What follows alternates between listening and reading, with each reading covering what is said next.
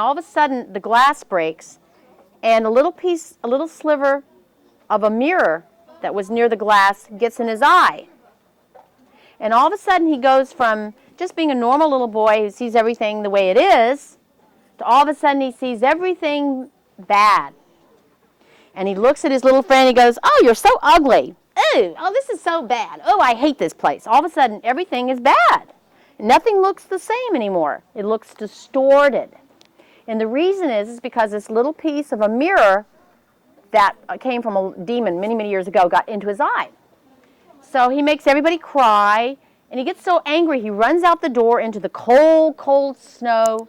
And this woman who looks like the Snow Queen, that's what she's called, she's all made of ice, she picks him up on her sleigh, and she takes him to a far, far region, very far away, where it's so cold that he turns blue. He never eats. And all she has him do is make little things with ice carvings.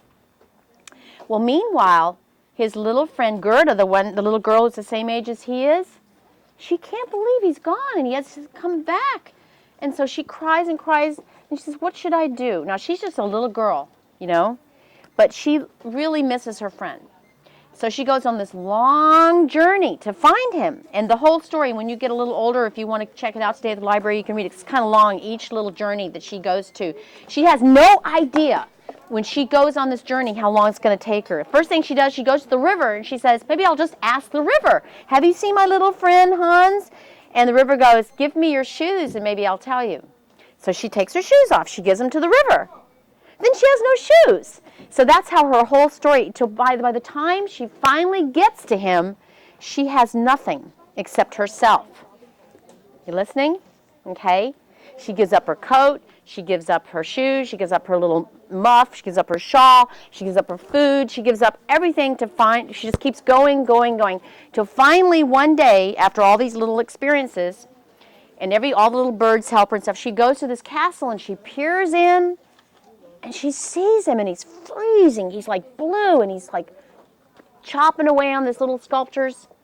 And she goes in there, and she's really been on this long, hard journey. And she looks at him, and she goes, "Hans, it's me, Gerda."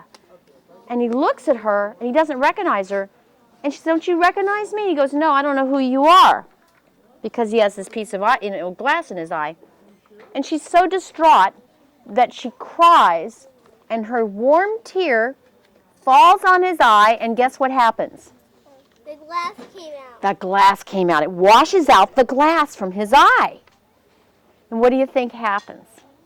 Then they notice each other. He can see her again. The glass falls out of it. It's just a little tiny sliver. And he goes, "Oh, my God. I'm so cold. And, oh, you're Gerda. And where am I? And why am I here? And oh, this is terrible."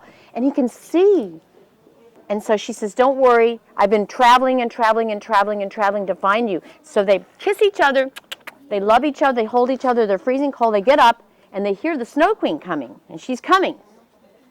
And she's going to get him. But she can't get him now because the glass came out. The glass came out, and he's got Gerda, and he can see.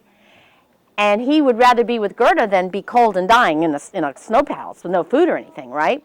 So they run out of the palace, and they realize they love each other so much. And he says, "I can't believe you saved me." And then they retrace all their steps back through all the little people that helped her find him, and they go back to their home. And unfortunately, the grandmother has died because it's been a long time. But they look at each other, and they realize they've grown up. And they're not little children anymore. They're older now. And they realize they're really true friends. And listen up, because this is the end of the story. Listen up, okay? We'll talk in a minute, okay? But that's what they're doing. They're talking with each other. And he says to her, "If you didn't love me so much, I would be dead." And so it's love, the love of the friendship that she had for him, that she went on this long journey. And love, guess what? It actually broke the bonds of hatred. Let's sing this song because we want everybody to hear us sing it, okay? Oh, beautiful for spacious skies, for amber waves of grain, for purple mountains' majesty above the fruited plain. America, America, God shed His grace on thee, and crown thy good with brotherhood from sea to shining sea. Let's do the second verse.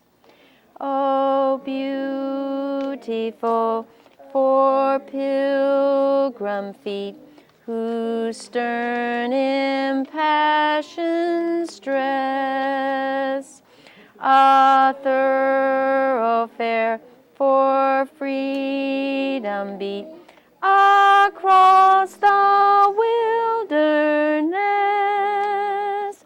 America, America, God mend thy every flaw, confirm thy soul in self-control, the liberty in law. Great, thank you. Like a few years ago, I had this little black cat named Muse, and I loved this cat with all my heart, but he was always getting himself into all kinds of situations. And one time he climbed to the top of a tree. Have you ever had that happen? All the way to the top. And of course all the blue jays were bothering him, and he was up there crying, wow, wow, wow, all night. And of course the guy in the yard says, I'm going to shoot that cat if you don't get him down. You know, and I called the fire department. They know we don't do that anymore. You know, and I couldn't get up to the tree, and oh, the poor cat was up there. I was saying prayers, lighting candles. The cat wouldn't come down. So I wrote this little song to get him down. There was nothing I could do, but guess what? Think him down. So we're going to do this little song, and when I get to the Muse cat part, I'm going to need your help, because we got to get him out of the tree. Okay. Black cat caught in a tree outside, staring at me with his eyes. I'm miles away, locked inside, but black cat doesn't care. Muse cat, have you climbed too far? You look scared to land, you don't need my helping hand. And Muse cat, have you climbed too far? You look scared to land, you don't need my helping hand. Way inside, a human being is practicing his morning thing, though it looks like he's half asleep to a cat outside. But black cat caught in a tree outside doesn't seem to mind, doesn't see the distance long. It's a black cat in a tree. Okay, ready? Muse cat, have you climbed too far? You look scared to land, you don't need my helping hand. Real loud. Muse cat, have you climbed too far? You look scared to land, you don't need my helping hand. Now with my heart and with my mind, I told that cat to come down, though I never went outside and uttered not a sound. He felt my signal, obeyed command, lifted his body, touched the ground, and sped away with only a second glance. Muse cat, have you climbed too far? You look scared to land, you don't need my helping hand. Muse cat, have you climbed too far? You look scared to land, you don't need my helping hand. Now sometimes I can't find that cat. Even when I sit outside, he stays away or goes where I don't go. But maybe someday I'll rise again, receive a morning greeting, for there will be my small dark friend, making my life wild. Real loud, let's calm down. Muse cat, have you climbed too far? You look scared to land, you don't need my helping hand. Muse cat, have you climbed too far? You look scared to land, don't you know? You don't need my helping hand.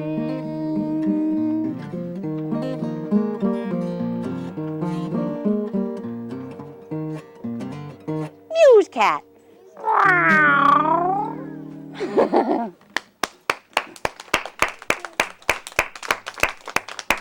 Actually, the way I got him down was I was very fortunate. I got so distressed over him being up there. I went along the San Vicente Boulevard and I found a real skinny woman and her husband, and she said, "Oh, I can shimmy up that tree," and she did. She shimmied all the way up to the top of the tree, and she shook the leaves, and he didn't know what was going on, and they threw him down, and whoop, he ran off. He never did that again.